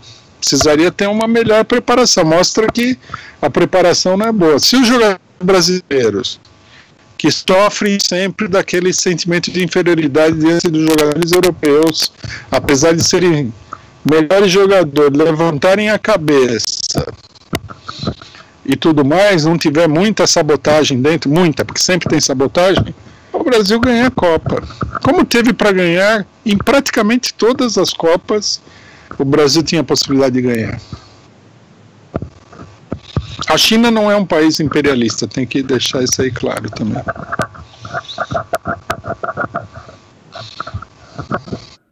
Pode ir. Bom, só mais uma pergunta aqui importante, que a pessoa pede para comentar o vídeo que ficou circulando essa semana sobre os coxinhas brasileiros na Rússia, lá humilhando a moça lá na Copa lá. É uma boa pergunta. É uma boa pergunta pelo seguinte: mostra a escória que é essa direita. O pessoal fica falando que a direita é isso, a direita é aquilo. A primeira coisa que a gente tem que falar da direita é que é uma escória. Que a pessoa que faz isso aí não é machista.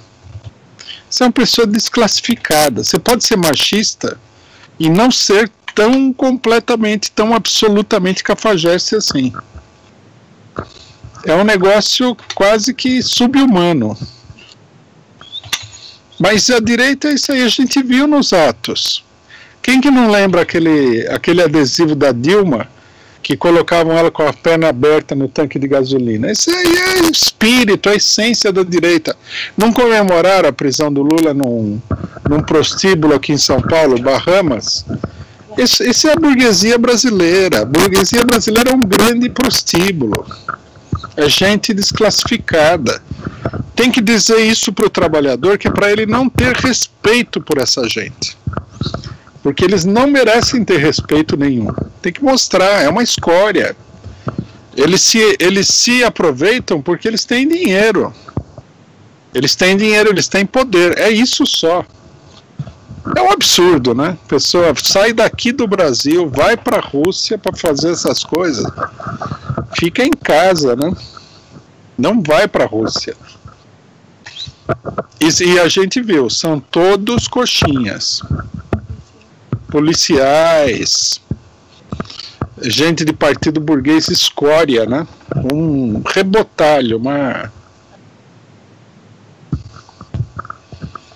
É uma boa pergunta, tem que falar isso aí mesmo. Esses é que são os defensores da família, da tradição, dos bons costumes, da moral. Ó, palhaçada.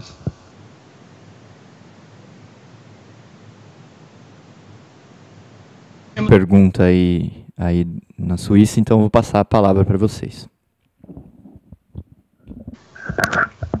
Bom, a minha pergunta é a seguinte, Rui. Na Copa de 2014, a Dilma que estava no poder, né? E realmente, não sei se houve interferência, parece que sim, né? Na Copa, para que realmente a Copa fosse, o Brasil perdesse lá dentro, principalmente porque os golpistas já estavam atuando. E esse ano, quem está no poder é o Temer. E realmente, se a gente torcer, né, para que a seleção ganhe, quer dizer, essa vitória não será para os golpistas, quer dizer, para o Temer? Eu queria que você me respondesse, porque eu realmente estou confusa agora com todo o seu relato anterior. Obrigada. Eu acho que muita gente tem confusão justamente nesse ponto. O problema é o seguinte, se nós vamos analisar, nós podemos analisar o problema de diversos ângulos. Existe um ângulo geral, né? De um modo geral, o futebol brasileiro expressa uma oposição à opressão nacional ao imperialismo. O futebol brasileiro, e em outros países, num certo sentido também, mas no Brasil muito particularmente, porque o brasileiro, ele é um virtuoso do futebol. É a cultura nacional. Assim como os russos, durante muito tempo, foram o país que dominou o xadrez mundial, o brasileiro domina o futebol. É uma qualidade do brasileiro. Né? É aquela coisa que você fala assim, no que os brasileiros são bons? Em ABC, em futebol. Né? É uma qualidade, como se fosse assim uma arte nacional. Então, sempre, né, o futebol apresenta esse conflito. Eu não vi nunca nenhuma Copa do Mundo onde existisse o sentimento geral de que o Brasil deveria ser campeão. Nunca vi isso aí. Né? Como, por exemplo, aconteceu quando a Argentina foi campeã sob a ditadura. Ficou óbvio que aquilo lá foi arranjado para fortalecer a ditadura militar argentina. Bom, então esse é um ângulo geral. O segundo ângulo é o seguinte, nós temos que ver que tipo de, que eu já considero secundário, é uma coisa politicamente mais imediata, nós temos que ver que tipo de sentimento que está vinculado com a conquista da Copa do Mundo. Então, por exemplo, em 2014 era claro, toda a propaganda do PT era o seguinte, nós somos um país que está melhorando, nós trouxemos a Copa do Mundo para o Brasil, e isso era muito vinculado com o governo PT. Nós trouxemos a Olimpíada para o Brasil, por isso a burguesia saiu num ataque desenfreado contra a Copa e contra as Olimpíadas, tá? Porque eles sabiam que todo sentimento positivo dessas atividades iriam reforçar o sentimento positivo em relação ao governo PT. Se o Brasil ganhasse a Copa em 74, haveria um entusiasmo, acabaria aparecendo assim. Foi o Lula que trouxe a Copa, que um governo que, a propaganda do PT era que levantou a imagem do Brasil no estrangeiro, essa coisa toda, e ganhou a Copa, quer dizer, está tudo no mesmo pacote, né? Bom, agora nós temos uma crise. A grande pergunta é, o que a Copa significa para o governo Temer? O governo Temer é um defunto. Nem a vitória na Copa do Mundo vai levantar esse defunto, se fosse para levantar, né? Então, desse ponto de vista, o Temer pode fazer muita chacrinha se o Brasil ganhar a Copa, que eles fazem sempre, fizeram na época da ditadura, tudo, mas não vai ter aquele impacto que teria no governo Lula. E lembrar que teve, por exemplo, a Copa de 58, que foi a primeira Copa que o governo que o Brasil ganhou, ela se deu em pleno governo JK, que também era um governo que falava, estamos crescendo. Tudo bem que não é bem assim, mas a imagem era essa, né? Um governo que parecia nacionalista, estava construindo Brasília, essa coisa toda. Em 62 também refletia esse sentimento nacional, que é o sentimento pré-golpe militar, né? Então eu não acho que se o Brasil ganhar a Copa vai favorecer de maneira expressiva, significativa, relevante o governo Temer. O que eu acho que vai acontecer é o seguinte: o povo brasileiro ele está sendo submetido a uma terapia psicológica que é o seguinte: vocês são um lixo, vocês não têm direito a nada, vocês são corruptos, isso aqui todo mundo é corrupto, esse país é uma porcaria, isso aqui tem que dar tudo para o estrangeiro mesmo, porque vocês brasileiros não sabem administrar nada. Quer dizer, está aquele clima de que o brasileiro é um ser inferior. Os próprios golpistas falam isso abertamente. Então, se o Brasil ganha a Copa, isso vai entrar em contradição com essa política de desmoralização do Brasil para poder levar adiante uma política de destruição econômica. Eu acredito, né, eu faço a avaliação de que isso vai incentivar a principal corrente popular, que é de oposição ao golpe. O que já meio fica claro com esse negócio das camisetas, quando o pessoal acha que o Brasil está sendo roubado. Agora, aí é que está. Nós, a esquerda brasileira, nós precisávamos estar atuando incisivamente para não deixar a direita, que é poderosa, roubar ou arrancar a rapadura da nossa mão, quando a rapadura é nossa, né? Foi isso que aconteceu em 2013. O pessoal lá ficou tentando analisar o que estava acontecendo. Nós, em 2013, falamos para o PT, vai na manifestação, vamos lá. Eles tinham medo. Falei, vamos todo mundo, vamos botar a bandeira, vamos entrar com tudo, nos afirmar, a manifestação é nossa. Aí eles deixaram que a Rede Globo tomasse conta, veio a Fiesp com aquela palhaçada lá no prédio da Fiesp, aquele negócio todo. Bom, aí é que tá, né? Cochilou, o cachimbo cai. O pessoal também, tem muita gente no Brasil que tem um pensamento engraçado, que é o seguinte: eles querem que a coisa caia no colo deles. Que o povo vai lá, né, levante eles no ombro, tire eles da cama, coloque roupa neles, dê banho neles, coloque eles no ombro e levem eles ao poder. Não é assim. Você tem que lutar pelo que você quer. A Copa está aí, vamos lutar pelos nossos interesses.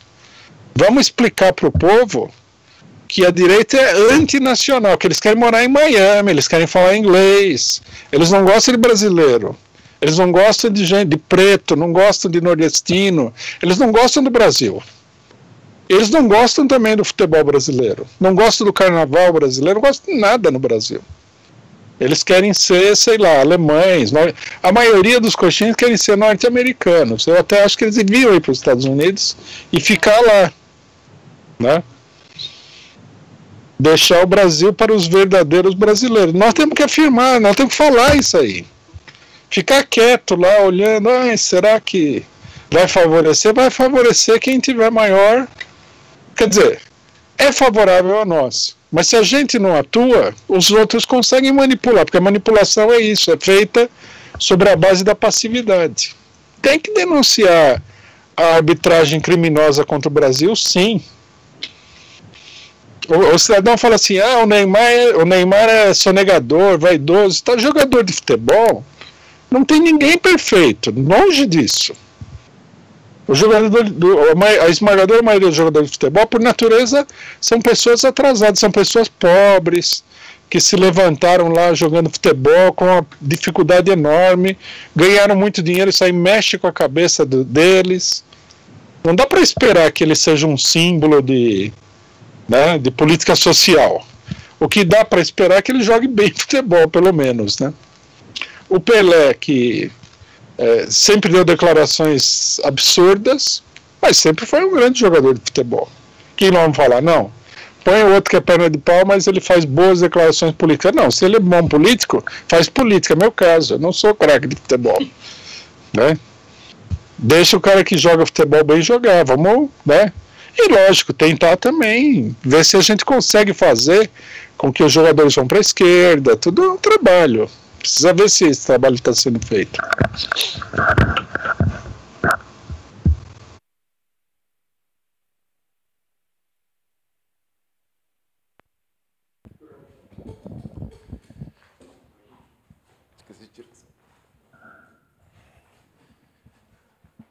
Não, rapidinho.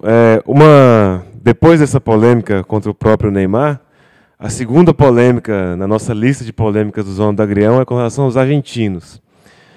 Já falou um pouco do próprio Pelé, que esclarece um pouco com relação à disputa Pelé-Maradona. Tem gente até hoje, no chat aparece bastante que Maradona é melhor que o Pelé, porque seria esquerdista, etc. e tal. E uma segunda questão que aparece muito é o brasileiro torcendo para a Argentina, inclusive dizendo que tem que torcer para a Argentina, porque a CBF é corrupta. Tudo isso que você já colocou um pouco, mas eu queria que você falasse um pouco, até para a gente ir orientando aqui a nossa Zona do Agrião, né? Bom, o futebol argentino é tão corrupto quanto o brasileiro. Eu não sei o que o pessoal acha. É uma vontade muito grande, é um negócio meio coxinha, de achar que tudo que é estrangeiro é melhor do que o brasileiro. Por exemplo, na Argentina as crises de corrupção no futebol são gigantescas. Se não são iguais, são até maiores do que a do Brasil. Talvez não seja maior porque o Brasil tem um poder grande na FIFA, né? E aí a corrupção explodiu mais alto. Mas, por exemplo, uma coisa que é tradicional na Argentina é que a extrema-direita argentina sempre usou as torcidas argentinas de conjunto contra os movimentos sociais. Então, por que a gente... Se é por esse motivo que a pessoa quer torcer pela Argentina, é um erro total, não tem nada a ver. A Argentina é, como o Brasil, um país oprimido, né? Nesse sentido, vigora mais ou menos a mesma situação, mas nós temos que entender o seguinte: em termos de futebol, o Brasil é assim é que nem a Rússia como potência militar mundial. Ele enfrenta o imperialismo porque ele tem um poder. A Argentina já seria uma potência secundária. Isso daí faz com que o imperialismo use a Argentina para diminuir a importância do Brasil.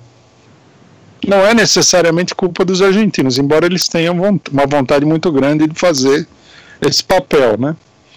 Mas acontece muito, né?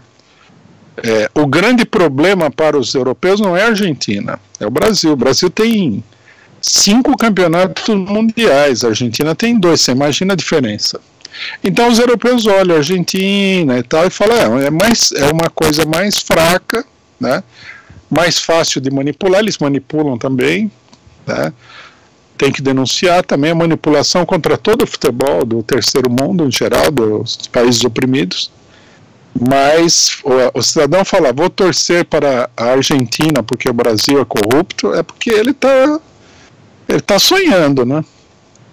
O nosso companheiro aí da redação do PCO tirou uma nota no Facebook que eu queria destacar aqui. Ele falou assim, ele soltou a seguinte frase: o Neymar é um sonegador, por isso não torço pelo Brasil. Vai Suíça. Eu não sei se o pessoal entendeu, né? Mas a Suíça é o principal paraíso fiscal do planeta Terra já há muitos anos. Quer dizer, o povo é bobo, né? De achar que... O Brasil, vou repetir aqui, vou repetir quantas vezes for necessário. Em matéria de corrupção, maldade, até os mais maldosos do Brasil são café pequeno. O Brasil não tem esse status todo de maldade, não. Porque não tem todo esse poder. Esse que é o problema. Tem que entender isso daí. Tem gente muito mais poderosa no mundo. O Brasil, no que diz respeito a poder político, ele está lá na 5ª divisão do poder político mundial. Está engatinhando. Rui, tem muita pergunta sobre a seleção. Eu queria só fazer mais uma, que tem a ver com o que você falou, para esclarecer o problema da Copa de 70, né? Que a pessoa pergunta se no caso da Copa de 70 especificamente, se não houve manipulação por conta da ditadura, etc e tal, né? O fanismo e tudo mais. Olha, Copa de 70 eu posso falar com mais tranquilidade, porque foi a primeira Copa que eu assisti pessoalmente, pela televisão inclusive, foi a primeira a ser televisionada para o Brasil.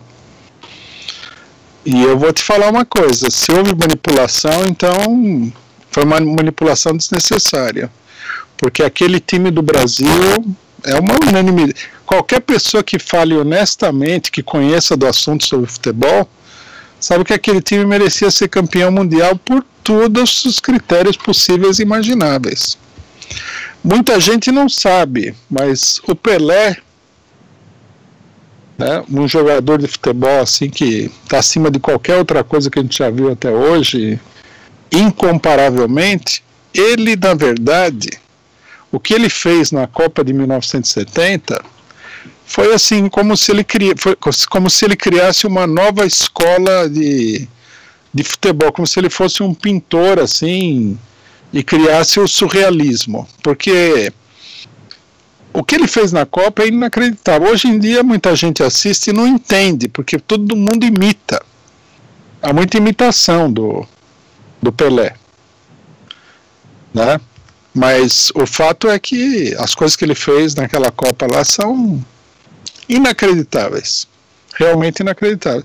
Quer dizer, eu não consigo imaginar que houvesse qualquer tipo de manipulação. Ninguém falou, o Brasil ganhou de tal e tal time porque o juiz roubou, não teve nada disso. As vitórias do Brasil, elas foram todas muito nítidas. E os jogos foram ultra disputados, né? Teve inclusive momentos difíceis para o Brasil na Copa, como o jogo do Uruguai e tudo mais. É uma história a ser contada, né? Alguém precisaria escrever uma história crítica do futebol brasileiro, internacional, para explicar essas coisas, que muita gente não entende. Bom, a última pergunta é da Dulcineia Mortari, ela contribuiu com o Superchat, inclusive. Ela pergunta se o PCO apoia o movimento 9 de julho. Ela não explica exatamente o que acontece, mas deve ser as próprias comemorações do 9 de julho, né? Imagino eu. Não sei. A princípio o PCO não apoia, porque o PCO, pelo menos eu, né? Não sei se outros companheiros têm alguma noção. Não sei o que é o movimento 9 de julho. Explicar que acho que a pergunta está direcionada a um setor aqui no Brasil, Rui, procurando chamar uma nova manifestação em Brasília em torno de uma petição ao judiciário em torno da liberdade do Lula nessa data.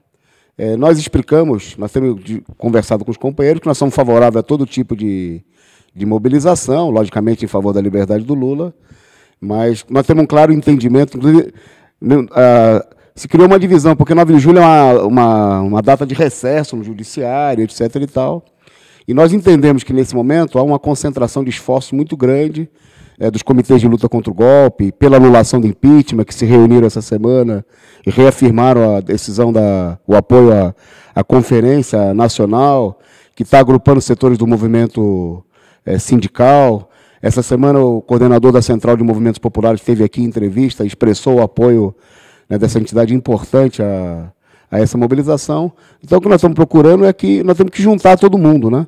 E não é hora de simplesmente uma petição jurídica, porque está ficando muito claro, né, que apostar o negócio no problema sobre uma pressão no STF, né, isso aí, eu acho que, inclusive, esses companheiros estão procurando reviver passos que já foram dados, né? Nós não estamos contra, nossa colocação, nós não estamos contra nenhum tipo de mobilização, contra o Judiciário, contra o Congresso, mas é hora de reunir o próprio movimento de luta e colocar no centro da discussão o problema das mobilizações que enfrentem as decisões do Judiciário, né? Tem que passar por cima. Então, nós estamos procurando estabelecer um diálogo com todos esses setores, né?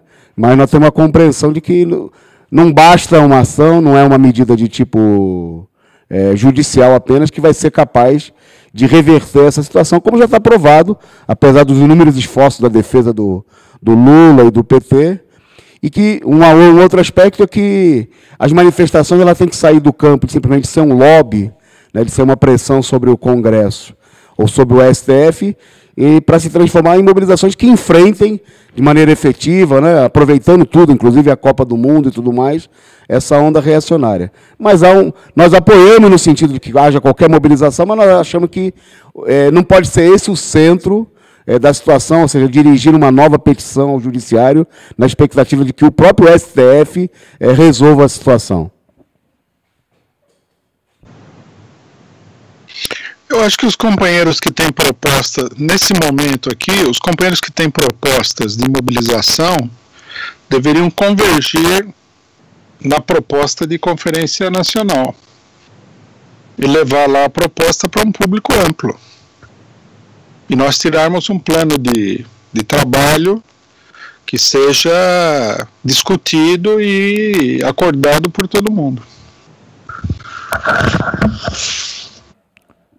Bom, companheiros, a gente encerrou as perguntas. Queria agradecer a audiência da análise política da semana, agradecer aos companheiros que estão aqui no auditório, Frederic Engels, e também os companheiros que estão lá, direto lá da Suíça, que acompanharam a análise política. E aproveitar para reforçar o que o companheiro Rui acabou de dizer, para se inscrever na Conferência Nacional Aberta de Luta contra o Golpe, que vai ocorrer nos dias 21 e 22 de julho. Inclusive, já tem o cartaz aqui de divulgação. Então, você pode entrar em contato com a gente e adquirir o cartaz para poder ajudar na divulgação e mobilização para a Conferência Nacional. Além disso, você pode entrar também no site lutecontragolpe.com.br e se inscrever para a conferência. Isso aqui é o principal mobilização do momento aí, de todos aqueles que querem lutar contra o golpe, né? Bom, aproveitando também nesse mesmo assunto, e convidar todo mundo que está aqui em São Paulo a participar da conferência contra o golpe da juventude, que vai acontecer daqui a pouquinho, lá na sede da CMP, que fica aqui pertinho do Metrô Saúde, da Central de Movimentos Populares. Então, você que está em São Paulo, e da juventude principalmente, mas se não for jovem também pode ir, não tem problema, participar da conferência aberta da juventude contra o golpe, lá na sede da CMP, perto do Metrô Saúde, aqui em São Paulo. Daqui a pouquinho, às 14, 15 horas, vai começar o evento. E lembrar também que hoje, excepcionalmente, nós não teremos, por conta inclusive da conferência, nós não teremos os debates marxistas, que voltam na semana que vem, programa da Causa Operária TV, e a Causa Operária TV volta hoje na Zona do Agrião, às 18 horas, comentando a rodada de hoje da Copa do Mundo. Então fique ligado ao vivo hoje na Zona do Agrião, às 18 horas. Amanhã, na Zona do Agrião, tem um programa seu regular às 8 horas da noite. Então também pode ficar ligado aí na nossa programação. Lembrando que quarta-feira tem o Jogo do Brasil, que vai ser transmitido no CCBP, no Centro Cultural Benjamin Perret, em São Paulo, e também nas outras regionais do PCO. Então você pode se informar também pelo nosso site, para assistir o jogo, como o companheiro Rui Costa Pimenta falou, assistir o jogo torcendo pelo Brasil, lutando contra o golpe e lutando aí contra todos os juízes, né? E aproveitando para convidar você também a contribuir com a gente na nossa vaquinha para transformar a Causa Operária TV numa TV 24 horas por dia, 7 dias por semana. e no Superchat e com as assinaturas solidárias do Diário Causa Operária. Basta você entrar em causaoperaria.org.br/assinar e contribuir com quanto você puder e quiser. Bom, é isso, a gente agradece mais uma vez a audiência. A análise política da semana volta no sábado que vem, às 11h30 da manhã. E durante essa semana você fique de olho na nossa programação, nos nossos órgãos de imprensa, para também acompanhar as palestras do companheiro Rui Costa Pimenta, que vão ser transmitidas ao vivo durante a semana pelos países que ele foi passando nesse ciclo de palestras contra o golpe lá na Europa. É isso, boa tarde, até daqui a pouco na Zona do Agrião, e até semana que vem na próxima análise política da semana.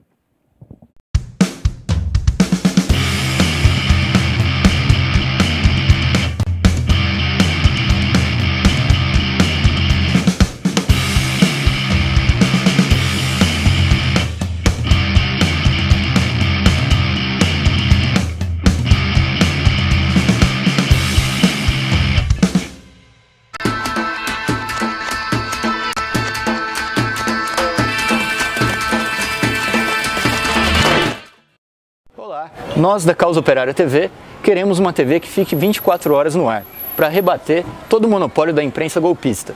Para isso, precisamos do dinheiro, precisamos da sua contribuição. Para contribuir é só entrar no link que vai aparecer aqui na descrição e contribuir com quanto puder e o quanto quiser. É isso daí.